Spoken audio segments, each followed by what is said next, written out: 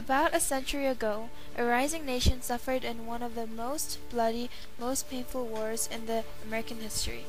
Dedicated citizens fought hard to protect the way they lived their lives. About 618,000 brave Americans sacrificed their lives for their own nations.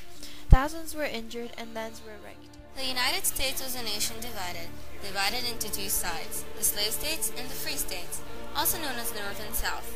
The unorganized territories caused a hassle for these states. The question they asked was, would it be a slave state or a free state?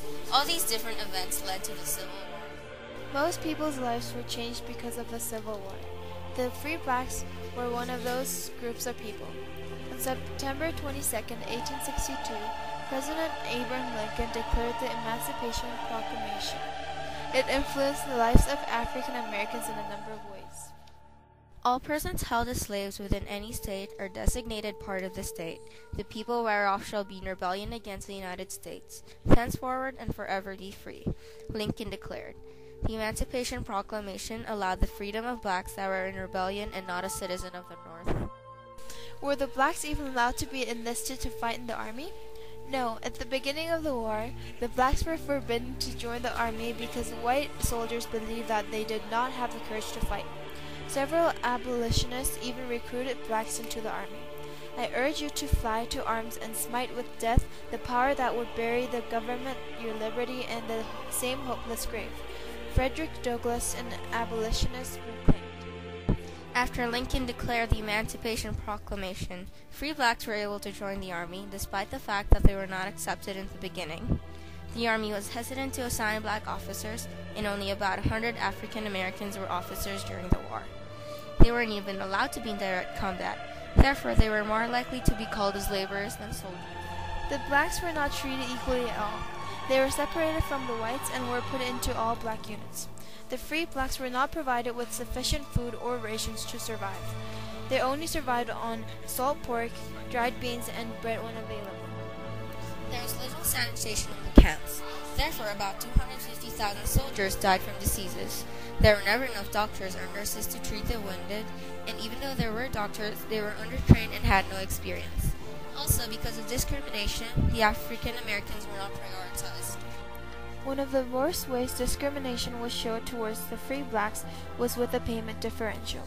The black soldiers made about $10 every month, but were deducted $3 for their uniforms, therefore leaving $7. On the other hand, white soldiers were paid $13 a month plus $3 for clothing. It was not only until 1864 that the War Department paid equal prices for both black and white soldiers. The black soldiers trained in an all-black regiment. Camp William Penn was the first training camp dedicated to black soldiers who fought for the Union.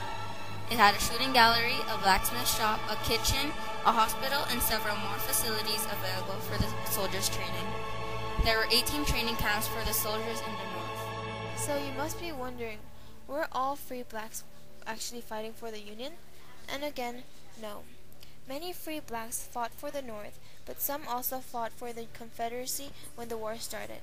Some southern states even forced free blacks into slavery during the war. Black troops faced greater peril than the whites when captured by the Confederate Army. The South threatened to punish black officers and take them into captivity. 21 black soldiers were awarded the Medal of Honor, and therefore, African Americans were able to prove to those white soldiers that they were courageous and capable of fighting.